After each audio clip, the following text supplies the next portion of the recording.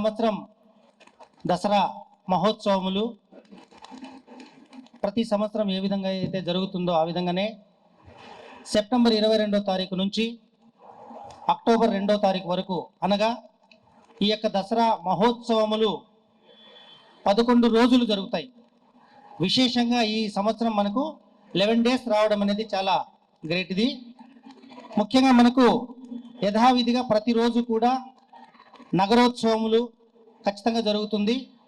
ముఖ్యంగా మనకు విశేషంగా చెప్పుకోవాల్సింది మూలా నక్షత్రం 29వ తారీఖు సోమవారం రోజు 29 సెప్టెంబర్ 25 సోమవారం రోజు మూలా నక్షత్రంకు సంబంధించిన విశేషమైన రోజు. ఆ రోజు గౌరవ ముఖ్యమంత్రి గారు కూడా అమ్మవారికి సారే సమర్పణ అనేది కార్యక్రమం జరుగుతుంది.